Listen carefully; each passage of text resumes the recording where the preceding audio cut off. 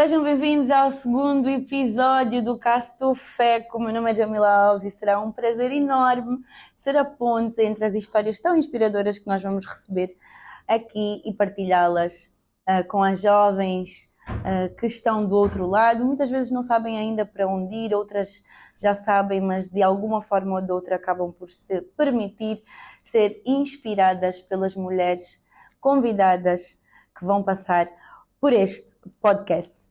Para o segundo episódio, sentamos-nos com uma mulher que é sinónimo de sustentabilidade, impacto e coragem.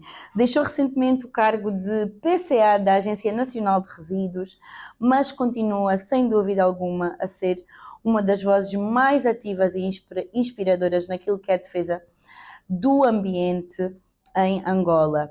Queremos, mais do que conhecer a líder, conhecer a mulher por detrás desta liderança, da infância aos bastidores da gestão pública, da vida pessoal e dos desafios que, aos nossos olhos, muitas vezes são invisíveis. Mas mais do que falar de resíduos, queremos falar de valores, escolhas e caminhos. Para os vossos aplausos aí em casa, engenheira Nelma Lígia Almeida da Silva Caetano. Engenheira Nelma, seja muito bem-vinda ao nosso podcast, o Casto FECO. É com muita satisfação e enorme prazer que a recebemos aqui hoje, mais do que para falar sobre aquilo que é a sua trajetória profissional, entendermos os diferentes momentos que vai vivendo na vida enquanto mulher na sua área e na vida pessoal também. Muito obrigada pelo convite que me foi formulado. Agradecer então aqui também a Associação das Mulheres, não é? Para estar aqui hoje a partilhar um bocadinho do que é a minha trajetória e o meu dia a dia. Muito bem. Uma das últimas informações que recebemos sobre si é que de facto deixou de lado o cargo de PCA da Agência Nacional de Resíduos, mas eu gostaria de começar justamente por aí. Partiu para um outro projeto, naturalmente, com outra missão, mas gostaria de perceber, depois da sua trajetória enquanto presidente desta instituição, o que é que lhe dá paz? O que é que lhe deixa com o coração em paz? Eu estive na Agência Nacional de Resíduos durante 5 anos e agora, este ano, meu mandato findou. E quando soube da cessação do meu mandato, o normal é ficar triste, abatida, porque eu e tudo mais, mas senti-me aquela sensação de dever cumprido, missão executada com sucesso. Porque normalmente quando nos chamam para um determinado desafio, e cheguei à agência em 2020, era uma agência que já existia há 5 anos e, entretanto, ainda necessitava de alguns desafios, alguns avanços. E então, com a experiência que já trazia da antiga direção, consegui levar o espírito de equipa, a missão que me trazia. Então, fui só dar aquele meu gostinho, não é? Enquanto engenheira e que estava a vigiar de uma missão de longos anos de licenciamento. Na agência conseguimos atingir vários objetivos. O principal era, de facto, tornar a agência como autoridade nacional de resíduos, porque enquanto ainda não estava na agência, mas por ser do setor do ambiente, de vez em quando trabalhávamos juntos e em várias reuniões as pessoas não conheciam a agência. E eu acredito que por esta altura muita gente, sobretudo a população angolana, Exato, já conhece a agência, já conhece qual é a missão enquanto regulador, Exato. enquanto fiscalizador da política nacional de resíduos. conseguimos atingir esse objetivo. Isso acaba por ser o que... Sim, que nos foi imposto pela tutela, o Ministério do Ambiente. Outros dos grandes objetivos era modernizar a agência a nível de procedimentos administrativos. Conseguimos também fazê-lo com sucesso, porque tudo o que é licenciamento, certificação, pareceres que outrora nós dávamos manualmente, que às vezes nos esquecíamos, às vezes tínhamos que andar atrás dos analistas. Hoje em dia, no conforto do gabinete dos empresários, eles já podem pedir o seu licenciamento, a sua certificação numa plataforma. É tudo mais sistematizado. Exatamente. Não é? E antes tínhamos que perceber esse determinado processo foi para que área da agência. Os arquivos. Nós temos várias áreas na agência, então era difícil perceber com quem estava, porque que não deu o parceiro. Então, automaticamente no computador já conseguimos perceber o fluxo. E então isso também foi uma das grandes vitórias. Depois também conseguimos implementar vários projetos de educação e sensibilização ambiental no quesito da gestão de resíduos. Nós temos um projeto que é apoiado pela ESO, que é o PEDUR, Projeto Educar para Reciclar, que está voltado para as crianças. Nós ensinávamos as crianças que o resíduo tem valor, que o resíduo já está atualmente a pôr comida na mesa de muitas famílias angolanas e que é um fator que gera não só receitas, mas também empregabilidade. Então as nossas crianças eram ensinadas a separar a partir da fonte, ou seja, a partir de casa e depois com a ajuda dos professores eles transformavam os resíduos em artefactos, muitas das vezes didáticos, ensinavam a ler, o abecedário, a contar. Então é um projeto interessante que atualmente está a nível de 33 escolas, 7 províncias, abarca mais de 15.000 estudantes. Então é um fator de muito sucesso. Eu vou pegar justamente pela parte dos resíduos, que disse muito bem, já tem outro significado, não é? O resíduo já não é só lixo, ou seja, não é lixo, não é algo que se descarte, mas ainda é visto como algo não tão glamouroso, ainda assim. Exatamente. E digo isto mais no campo, né? Em campo. Eu ia perguntar qual é que é a verdadeira beleza por detrás de ter que trabalhar numa área dessa, mas eu acho que acabou agora de explicar isso. Eu na altura, quando fui convidada para assumir a agência pela antiga ministra da Cultura, Turismo e Ambiente, a ministra Adjane Costa, disse, não, eu quero que agora vás para a agência, porque aqui, nesta direção, já não tens por onde crescer. Então agora vai para a agência e tudo que implementaste nesta direção, implementa também aí.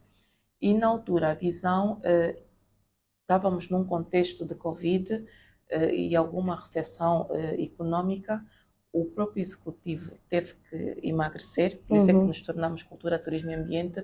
Então, a nível dos órgãos tutelados, também tínhamos que emagrecer. Então, a visão na altura era a antiga direção onde eu estava incorporar-se na agência de resíduos e deixava de ser a Agência Nacional de Resíduos e passaria a ser a Agência Nacional de Sustentabilidade Ambiental. Mais generalista, não é? Exatamente. Por esse motivo que eu fui para lá. E eu disse, mas ministra, com tanta gente aqui neste setor, tinhas que ir buscar a preta mais bonita para lhe tirar do lixo. Ela deu uma grande gargalhada, disse, não, é necessário. E eu sei que tu consegues. Eu disse, mas ministra, não é minha praia. Não, tu tens que ir para lá. Quem entende de licenciamento, no geral, dos projetos, também vai entender de licenciamento de projetos específicos para gestão de resíduos. E então foi o aprendizado. Exato. Eu, na altura, também desconhecia muito de resíduos. Eu não sabia que aqui em Angola já se faz muito com resíduo. Aliás, atualmente tem projetos de comunidades onde as pessoas conseguem... Aqui onde nós estamos, Quilambaquiache, temos uma grande empresária dos resíduos e eu posso aqui assumir que ela ganha mais do que nós as duas juntas. Uau. Exato. E fruto do trabalho dela é só com resíduos. Resíduos.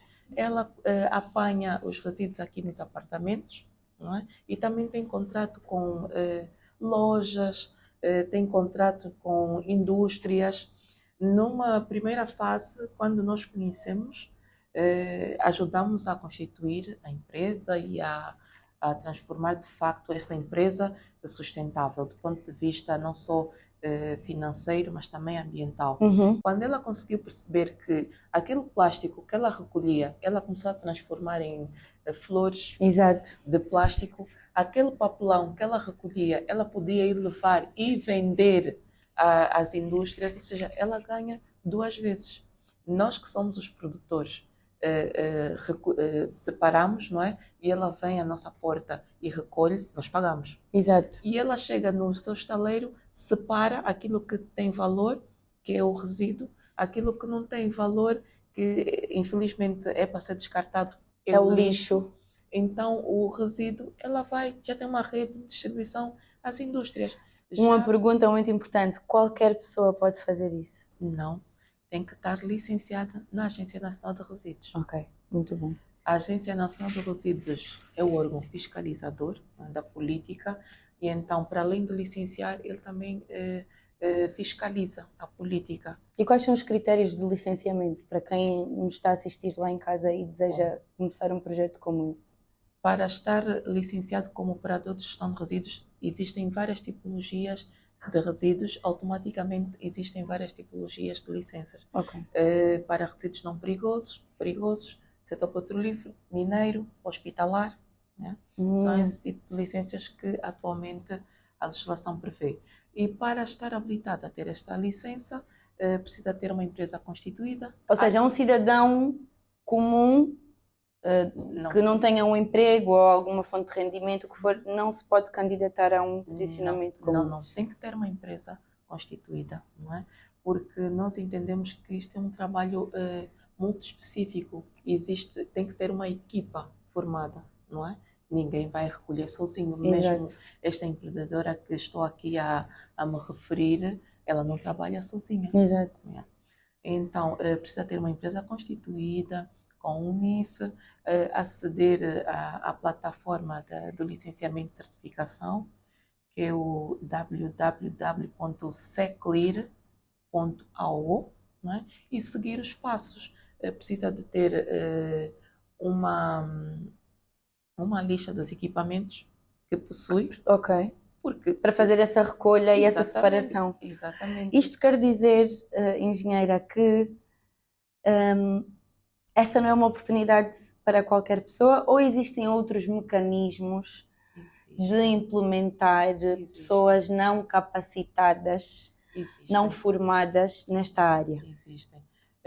Anteriormente, quando falava dos projetos que conseguimos implementar, durante a minha vigência, nós andávamos pelas ruas a acompanhar o dinamismo desse setor.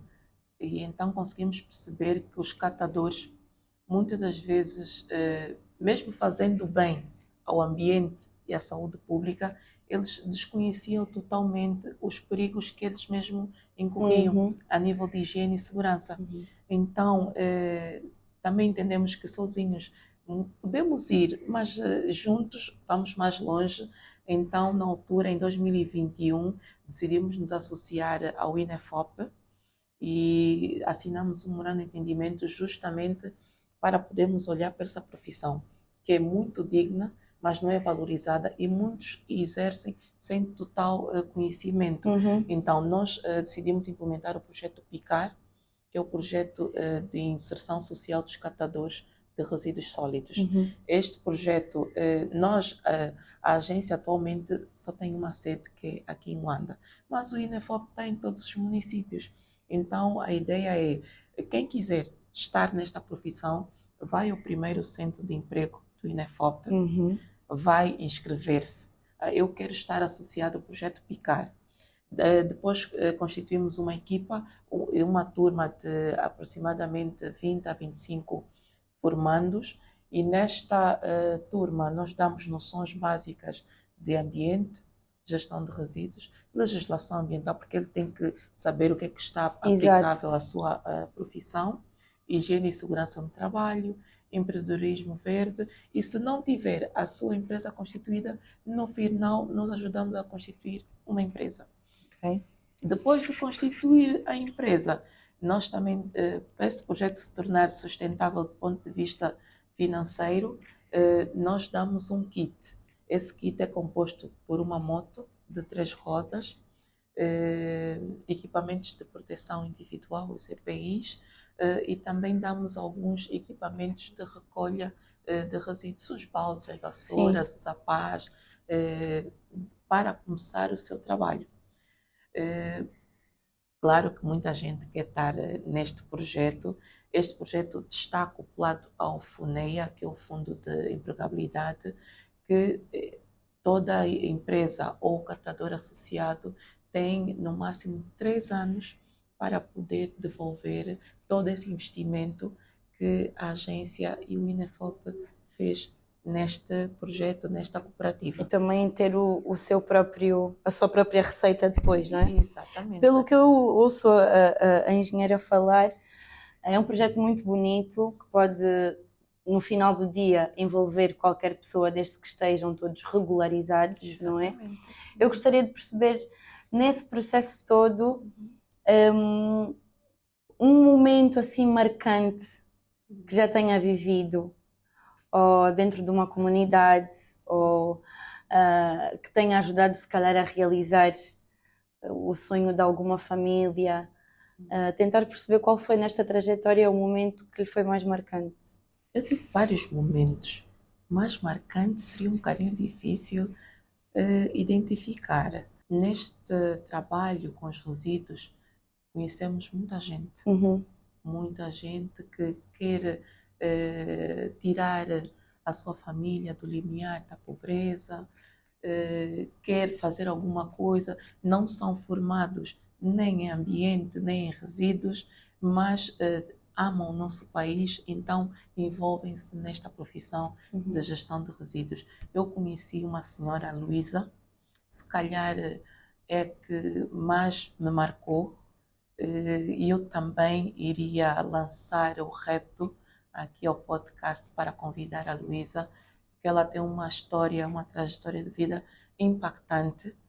Ela sempre que eu convido para falar, recentemente tivemos um seminário de capacitação na Ordem dos Engenheiros e eu convidei a Luísa para poder falar do tema do empreendedorismo na economia circular, e sempre que ela fala eu me sinto arrepiada, porque ela é formada em gestão de empresas, mas na altura já tinha 2 filhos e não estava a encontrar emprego, e ela via, o que eu posso fazer? O que eu posso fazer aqui no meu bairro para poder comer, dar de comer aos meus filhos?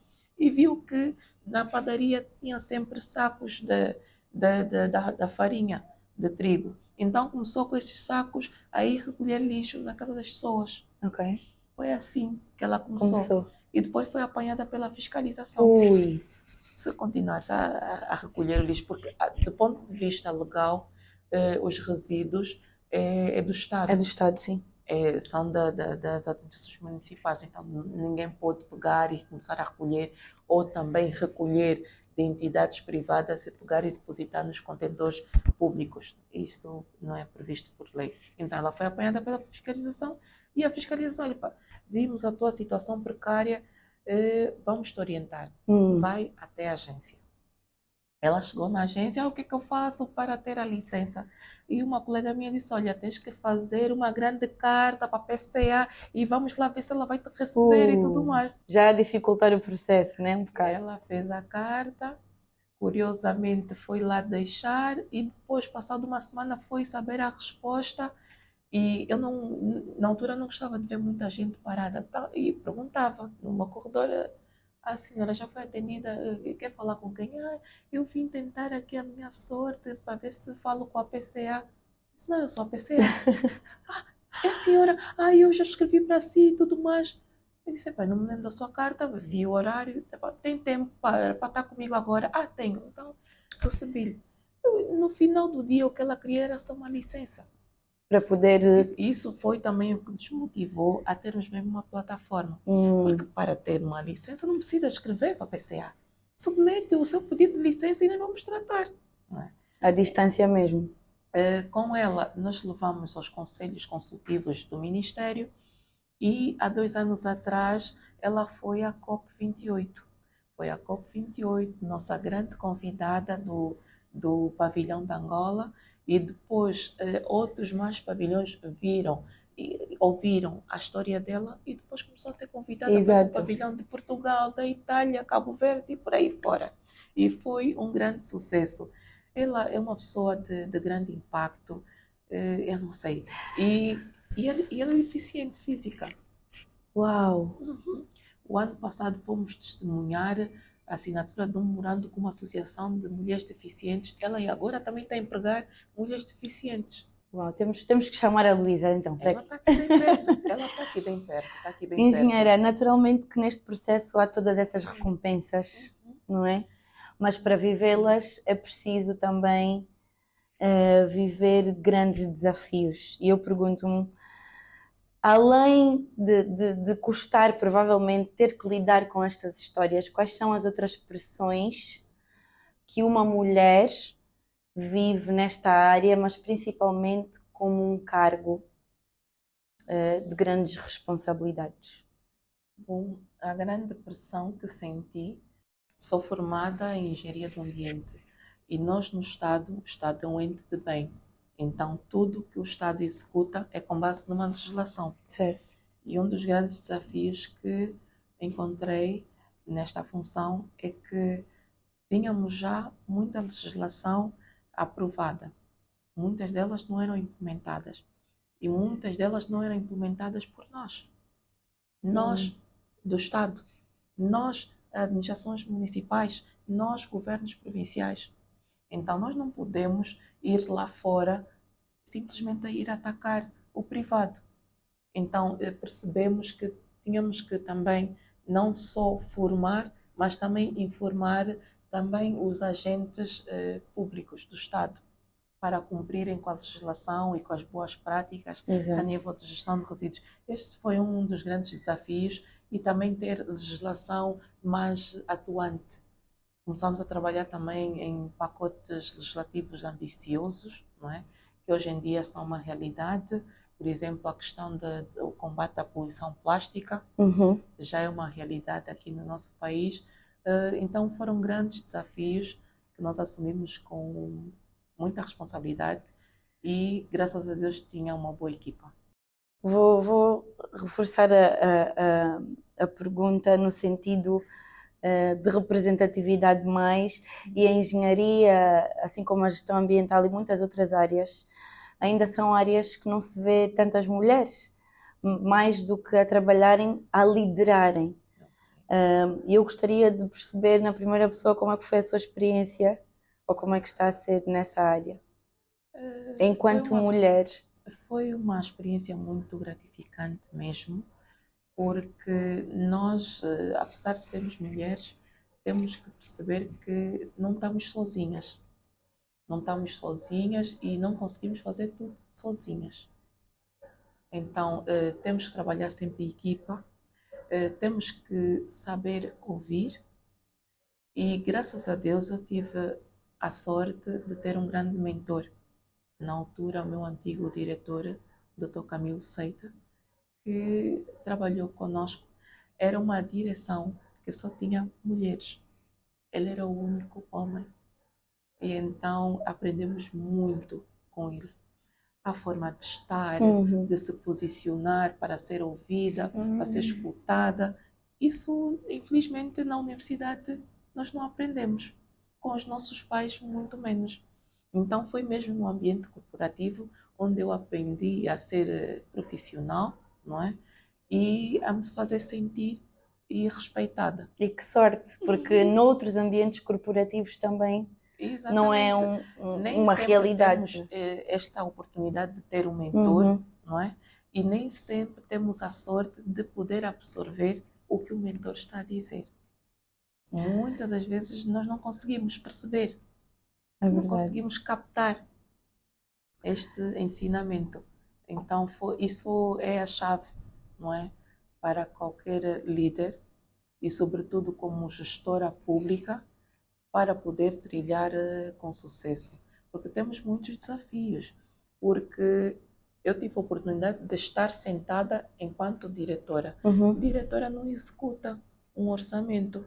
Já como gestora pública, PCA, tem que executar um orçamento. E o orçamento nunca chega. É como o nosso salário. Temos grandes sonhos, grandes projetos, um plano de atividades Não é excelente, pastilha, né? Não é exatamente. pastilha. E, no entanto, temos que contornar, não é, o nosso orçamento e o contexto financeiro do nosso país não é dos melhores, então temos que fazer muita ginástica.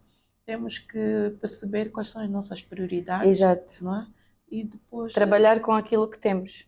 exatamente. Que me leva, e inclusive, saber reinventar-se exato. também. Que me leva, inclusive, à minha próxima pergunta, que é, entre os três, o que é mais desafiante? A burocracia, a tentativa na mudança de mentalidades ou a escassez de recursos?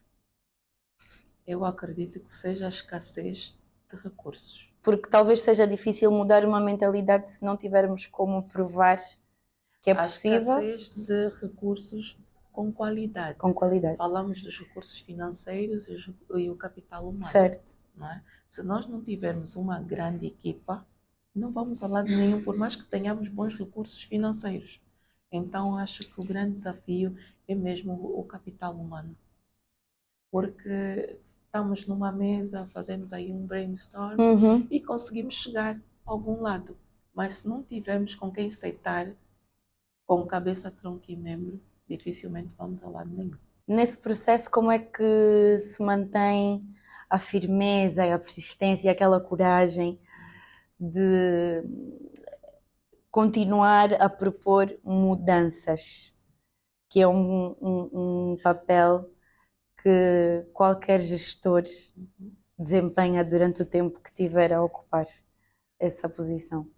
Um conselho de administração é composto por vários administradores.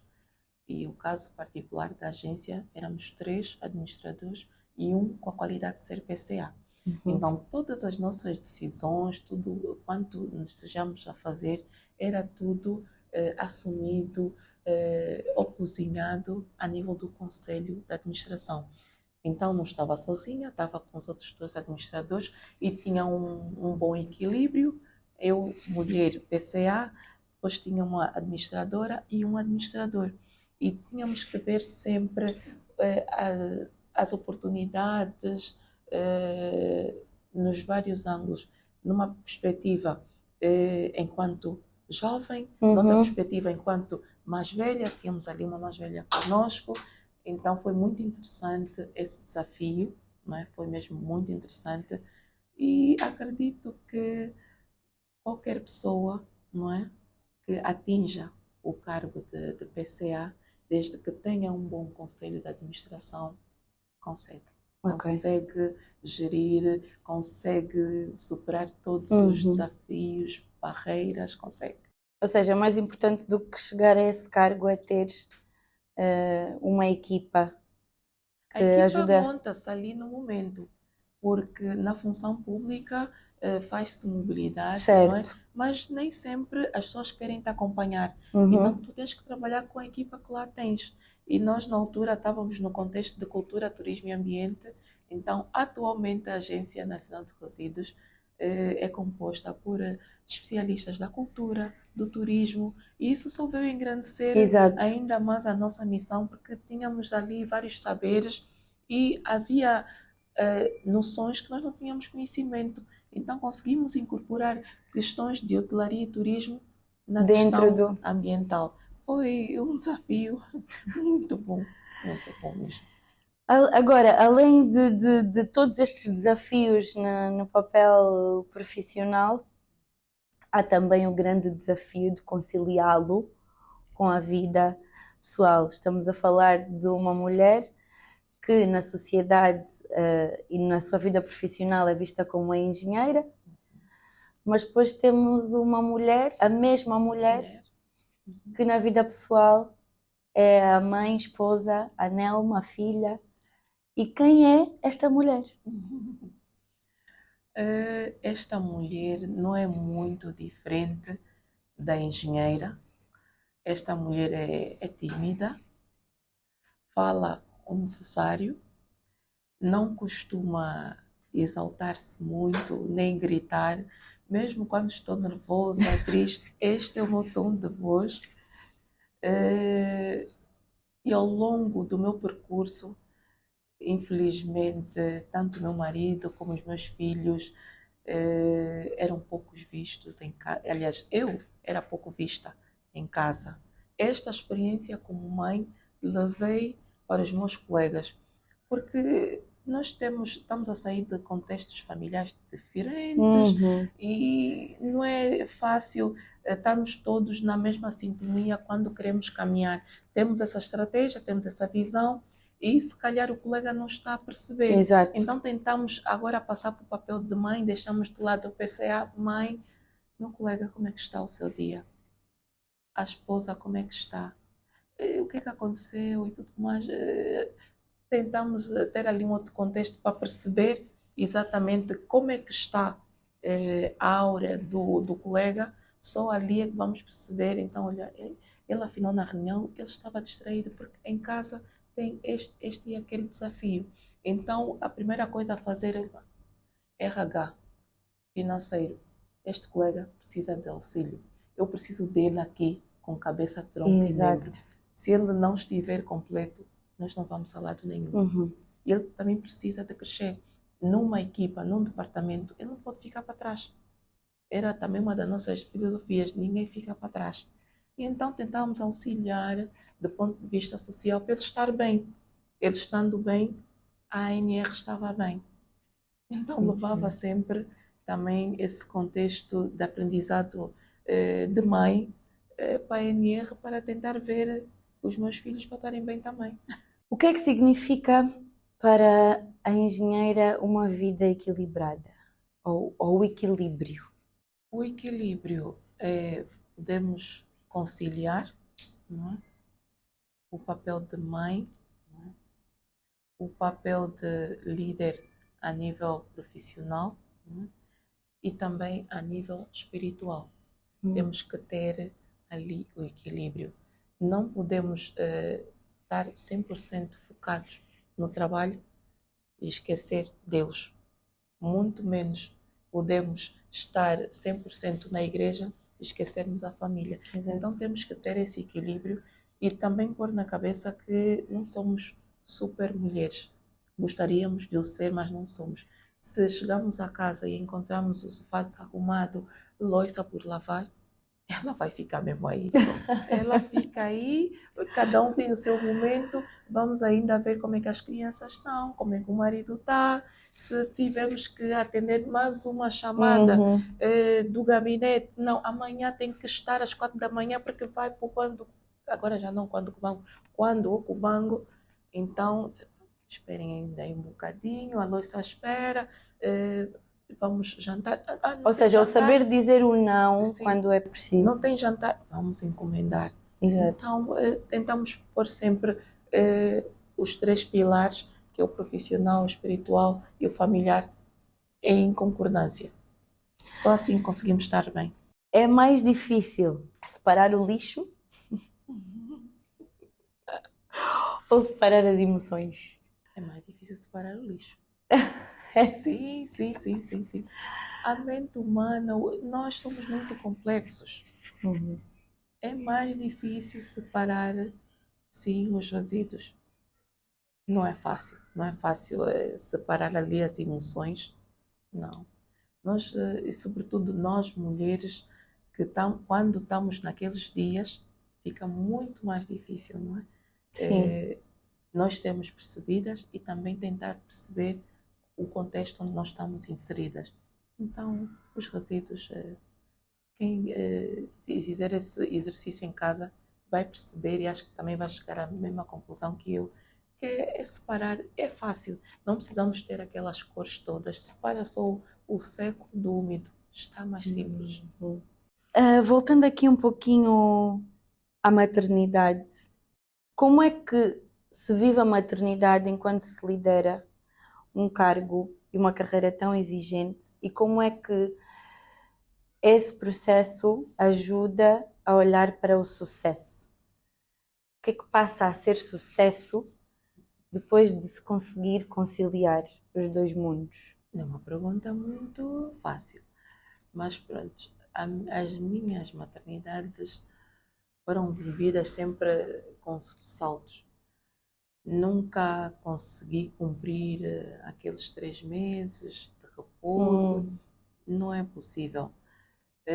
Tu podes tirar férias ou podes estar de repouso, mas o trabalho não espera. Precisamos sempre tomar algumas decisões, mostrar algumas diretrizes e então muitas das vezes tinha ter o bebê ao colo, uma mão na Xuxa e outra mão no computador. Tínhamos que fazer isso, não é? Porque o bebê não espera e o teu chefe também não espera. Não é? Então tentamos sempre conciliar isto. Muitas das vezes tínhamos noites mal dormidas, não é? Mas graças a Deus tudo correu muito bem e sempre tive também muita compreensão, não só dos meus chefes, Exato. não é? Como também do marido. Do marido.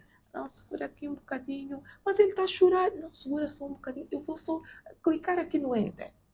Esse bocadinho às vezes podia demorar 30 minutos, uma hora, mas sempre corria bem, né? Havia vezes que também era importante dizer não, certo, à missão profissional. Não, neste momento eu não posso. E era compreendida quando dizia não? Sim, sim, era compreendida, mas eu já sabia que eu só estava a acumular o trabalho. Eu só estava a acumular. Eu dizia, olha, vejam aqui, preparem já alguma coisa e depois logo à noite eu vou revisar. Aí está a rede de apoio do lado profissional.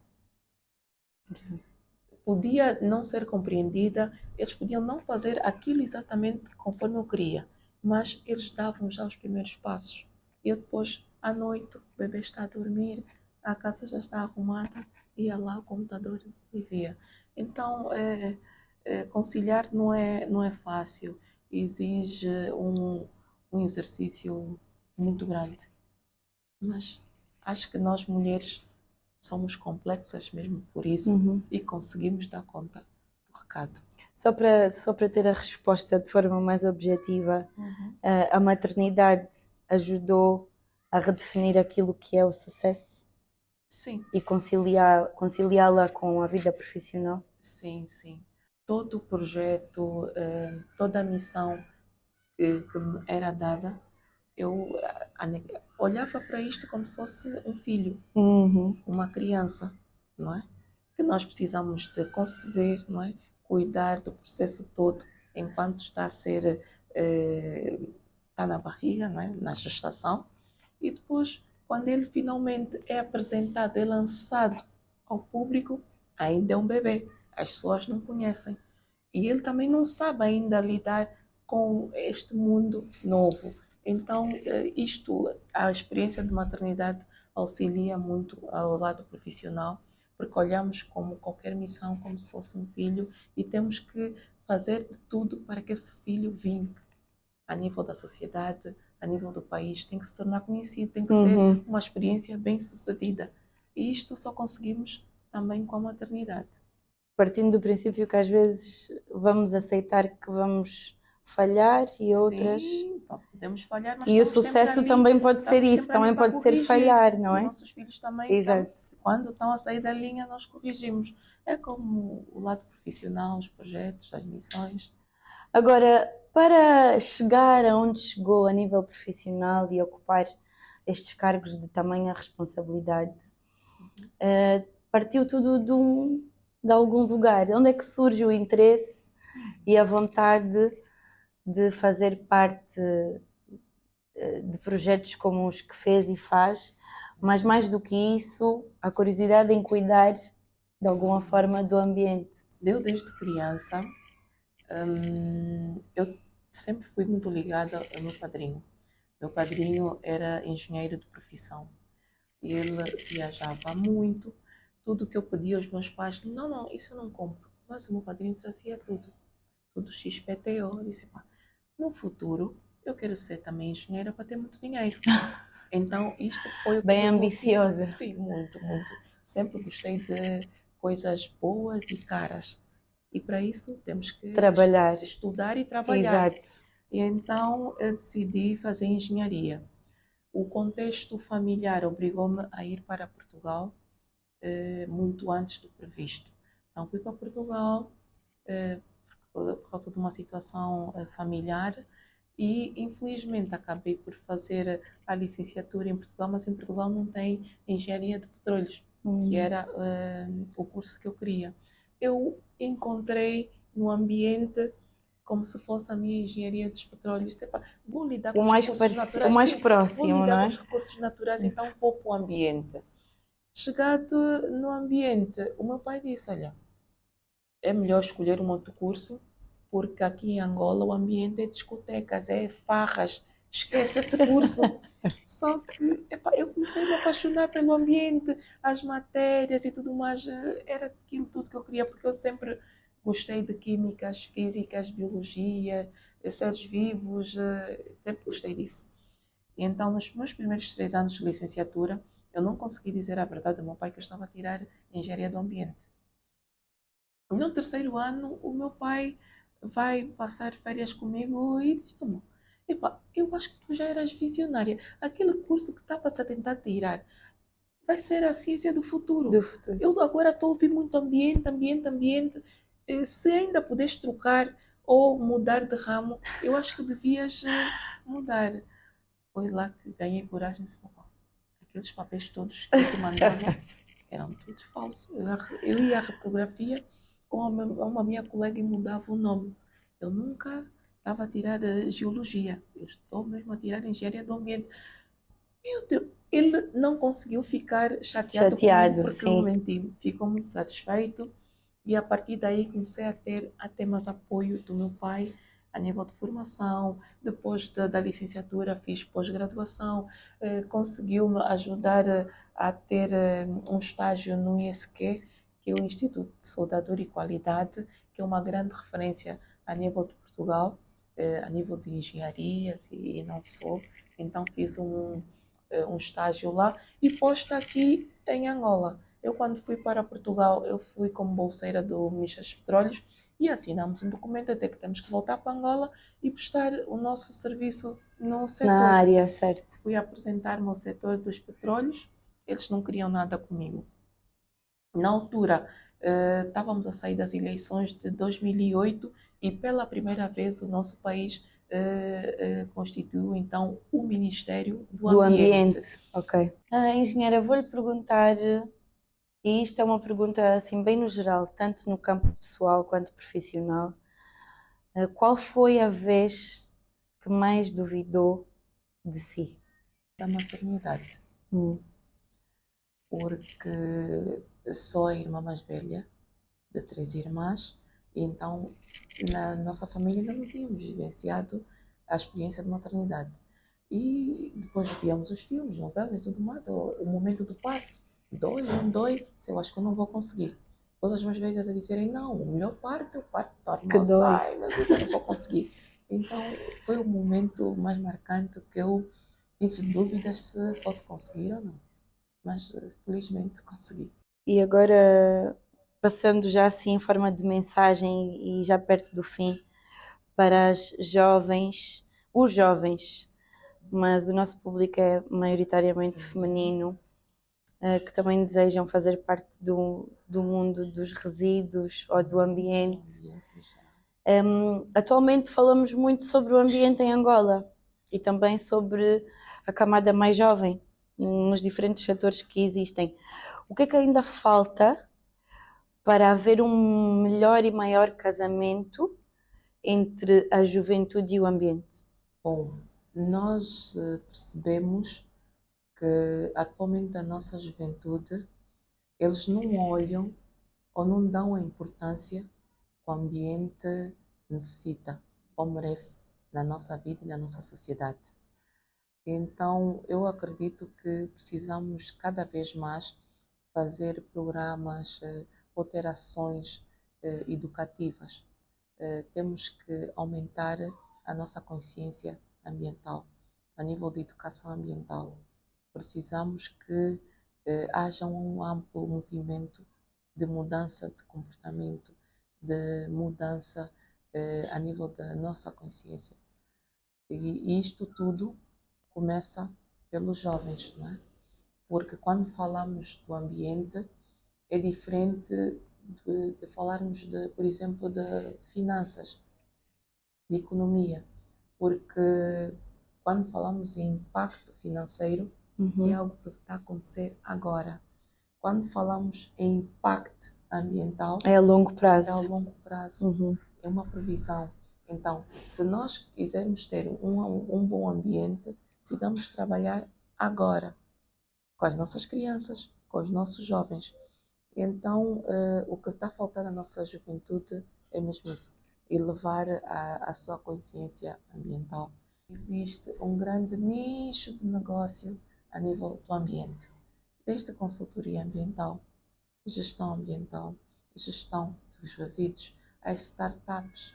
Precisamos de muita tecnologia a nível do ambiente e isto está ao nosso alcance enquanto mulheres, não é? Jovens. Só precisamos de ser cada vez mais resilientes e nos capacitarmos cada vez mais. Ninguém diz que aquela que fez engenharia industrial ou civil depois não pode piscar um olhar para o ambiente. O ambiente é para todos nós, porque conforme nós aprendemos na escola, é tudo aquilo que nos rodeia. É verdade. Isso foi em estudo do meio e já logo, não é responsabilidade do governador ou da ministra do Ambiente tratar exclusivamente do ambiente.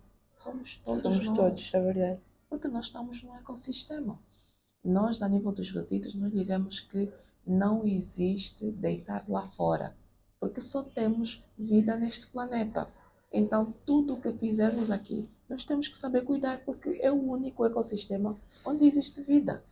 Então, todos nós temos que ser responsáveis por aquilo que nós fizemos, aquilo que estamos a pôr no nosso planeta. Então, caras jovens, existe muita oportunidade a nível do ambiente, não é? Vamos explorar essas oportunidades. E estamos aqui, não é, para caminharmos juntas, para fazermos mentoria, porque é o nosso papel. Porque no passado alguém fez isso por mim, então também estou aqui para fazer pelas nossas jovens. Qual é para si a definição de sucesso atualmente? Sucesso, para mim, é estarmos bem, estarmos com a consciência limpa, não é? Conseguirmos andar pela rua, pela vida, de cabeça erguida. Sabemos que não pisamos ninguém, não maltratamos ninguém, não é? E muito menos nos enveredamos por práticas não menos boas. Para mim, sucesso é isso, é estarmos bem onde nós estivermos. Se estivermos bem, significa dizer que temos sucesso, sim. A última pergunta desta nossa conversa é: quando é que uma mulher líder precisa de ser liderada? Uau! Essa acabou. Pela experiência que tenho e o aprendizado que tive enquanto gestora pública, nós precisamos de ser lideradas não quando estamos na função, mas desde o nosso percurso profissional. Porque eu rapidamente tive que ir buscar noções de liderança, mas ao longo do meu percurso profissional, se fosse adquirindo essas noções de liderança, isso torna-se mais fácil liderar. Muito bem, chegamos ao fim e é com enorme satisfação e muita gratidão que agradeço a sua presença aqui hoje, por partilhar connosco tantos pensamentos, não no sentido do que já viveu, mas do que podem também outras mulheres e jovens viver, aprender e executar, aplicar nas suas vidas, nos diferentes papéis que partilhou connosco, que exerce, desde a PCA à mãe, filha, à esposa. É muito inspirador e gostaria de perceber se antes mesmo de terminarmos tem mais alguma última mensagem a dizer a quem nos assiste, não só mulheres, mas no público de forma geral. Agradecer, em primeiro lugar, aqui a associação pelo amplo trabalho que estão a fazer com as jovens mulheres. Continue, porque muitas outras jovens mulheres precisam deste suporte, deste conhecimento. E para finalizar, enquanto engenheira do ambiente de profissão e mãe que quer o bem desta nação e do nosso país, eu gostaria de exortar não só as mulheres, mas todos os angolanos e as angolanas a olharem o ambiente com outros olhos, não é? A terem mais sentido de responsabilidade. Não é? São pequenos gestos que mudam um país, que mudam uma nação. Então vamos todos adotar pequenos gestos ambientais, não pôr o lixo no chão. O lixo tem valor, já que aprendemos que existe lixo e resíduos. Vamos deixar então de falar lixo, porque ao longo dessa minha trajetória eu consegui perceber que depois do petróleo, depois dos diamantes, os resíduos é o nosso quarto maior tesouro que nós temos aqui em grande abundância, e nós precisamos então saber tirar maior valor e proveito deste recurso que está aqui à nossa disposição. E assim mesmo, já em forma de término, muitos parabéns pela mentalidade, pela diferença que faz e por nos ajudar a todos a ter mais consciência sobre a nossa vida, né? Porque o ambiente é vida e é a nossa vida também. Muito obrigada. Eu é que agradeço pela oportunidade de estar aqui a partilhar um bocadinho do conhecimento e que isto possa, de alguma forma, também agregar valor a outras jovens, não é? A nível do ambiente e não só. E é claro que a engenheira não podia sair daqui sem receber o presente do Cast Ufeco, que é então esta chávena. Sempre que beber desta chávena, vai se lembrar da sua presença neste podcast, mas principalmente da mensagem que deixou aqui. Muito obrigada. Agradeço à associação, porque vão-me lembrar das mulheres que vão ser transformadas, não é? É verdade. Com esta mensagem que acabamos de partilhar. E vocês que estão aí do outro lado já sabem, subscrevam o canal, deixem o vosso like, fiquem atentos aos próximos episódios, partilhem muito Cast Ufeco com os vossos amigos, familiares e deixem-se inspirar pelas histórias que passarem aqui. Contamos também com a vossa ideia, crítica e sugestão, e já sabes, se és Ufeco, és grande e não desistas.